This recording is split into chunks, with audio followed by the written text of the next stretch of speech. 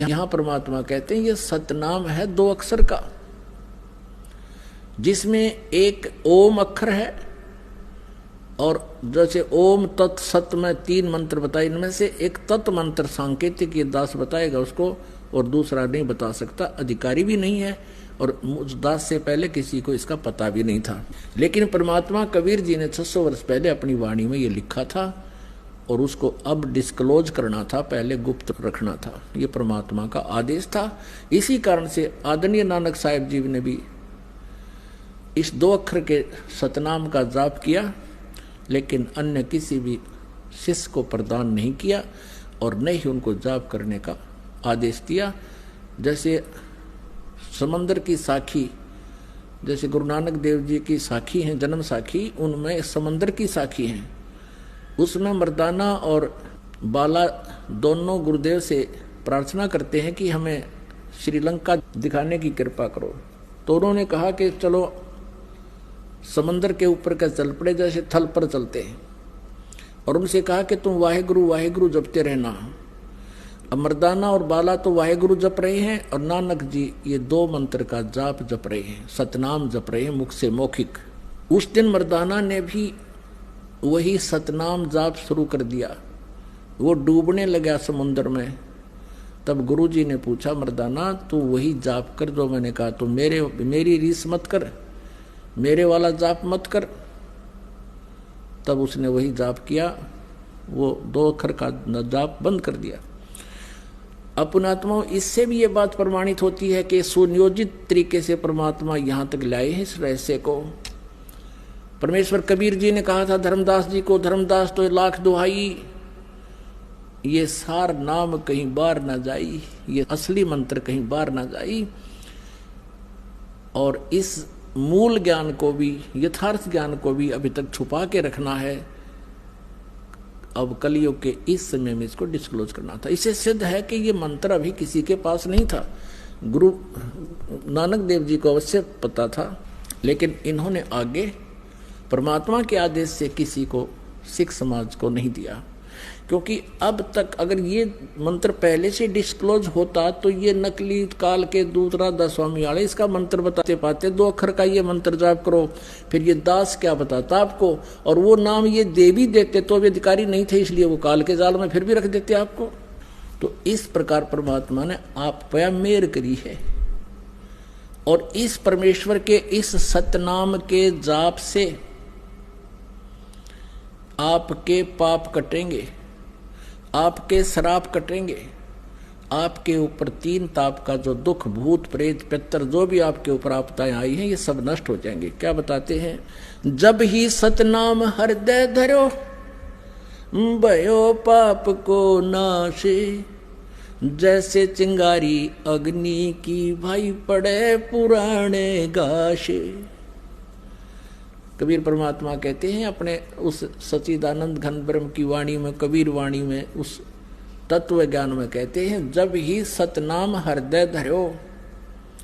हृदय धरण का अर्थ यहाँ पर है कि जब आपको यो नाम मिल गया और आपने सच्चे दिल से इसका जाप शुरू किया, नियमित रहे और मन में किसी प्रकार की कोई विक्षेप आपका उत्पन्न ना हो गुरु परमात्मा और मंत्र के प्रति, फिर ये आपके हृदय धरा गया।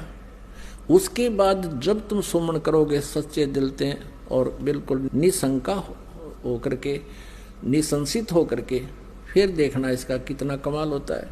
तो जब ही सतनाम हृदय धरो भयो पाप को नाश, और मानो चिंगारी अग्नि की पड़े पुराने घास।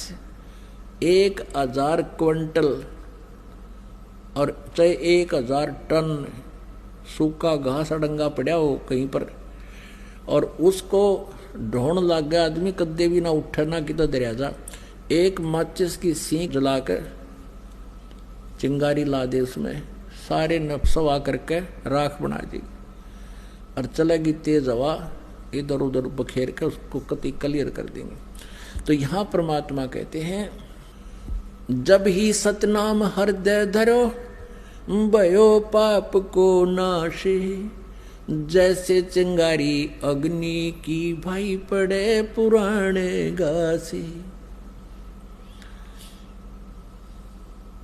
जैसे सूरज के आगे बदरा ऐसे कर्म छयारे, प्रेम की पवन करे चत मंजन फिर झलके तेज नयारे। जैसे सूरज के आगे बादल ऐसे कर्म छयारे, जैसे सूर्य के सामने काले काले घोर बादल छा जाते हैं, उसका प्रकाश धीमा पड़ जाता है, ऐसे आप आत्मा और परमात्मा के बीच में हमारे पाप कर्मों के बादल छाए हैं। क्या बताया है कि जैसे सूरज के आगे बदरा ऐसे कर्म छयारे, प्रेम की पवन कर चत मंजन फिर झलक तेज नयारे। अपने आत्माओं, आपने उपदेश भी ले लिया, आप जाप शुरू करो सच्चे दिल से मर्यादा में रहकर। कुछ दिनों के बाद क्या होगा कि इस मंत्र से आपके असंख्य जन्मों के पाप जो संचित भी हैं, संचित भी वर्तमान में जो कर रहे हैं, ये भी समाप्त हो जाएंगे। क्योंकि प्रतिदिन हम जाप करते हैं, जैसे साबुन लगाते हैं, कपड़ा साफ हो जाता है, डेली मैला भी होता है, साफ हो जाता है। और पहले के कपड़े मैले रखे हुए भी साफ कर लेंगे, साबुन मिल गया, तेल मिल गया, सारी व्यवस्था मिल गई हमारी।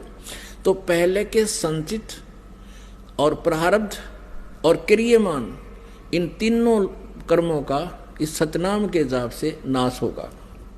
कैसे होगा?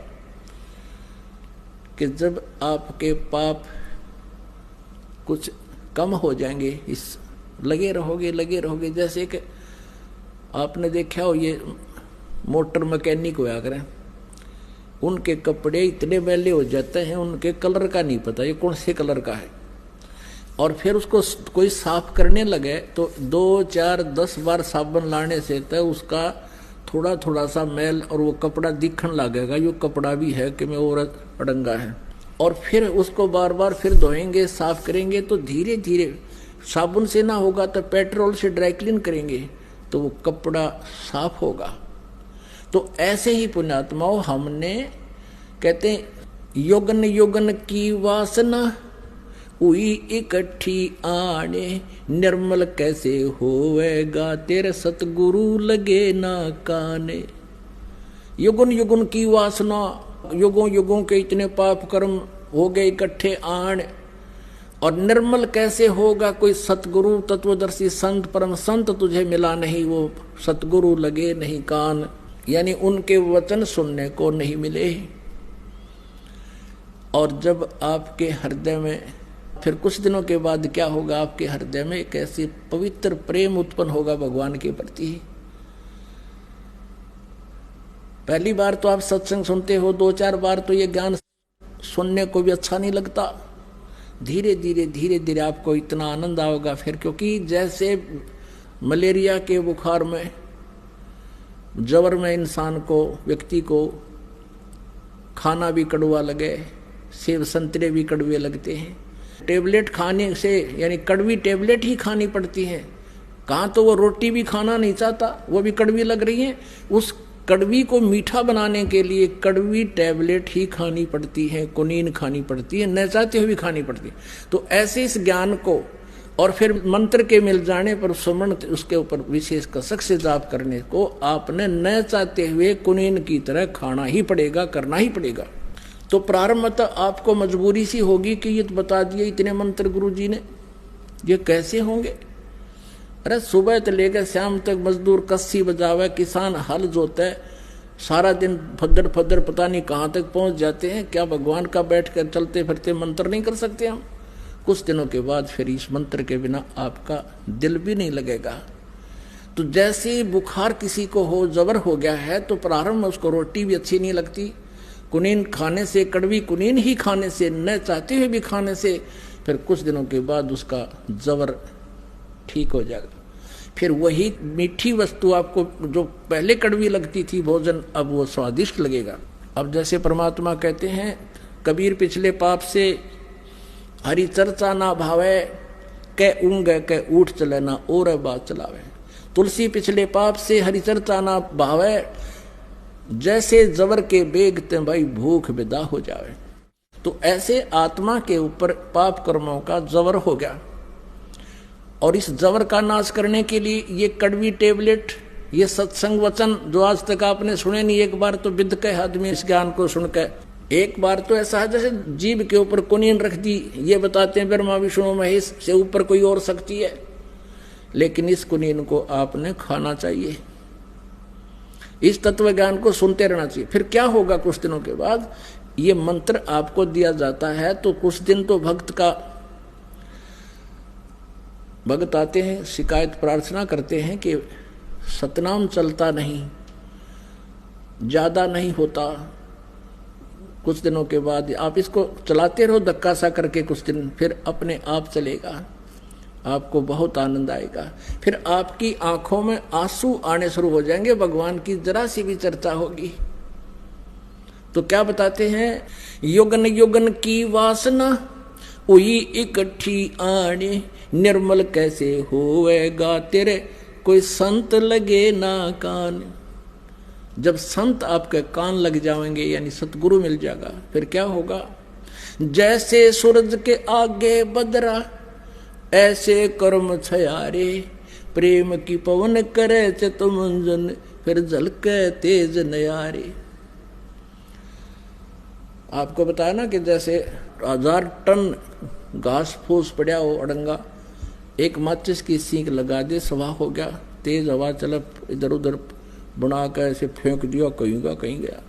तो क्या बताते हैं कि असंख्य जन्मों की वासनाएं तुम्हारे पाप कर्मों को परम संत से प्राप्त उस सतनाम के मंत्र से सभा कर दिया जाएगा, और फिर प्रेम की पवन करे चितमंजन झलके तेज नयारे।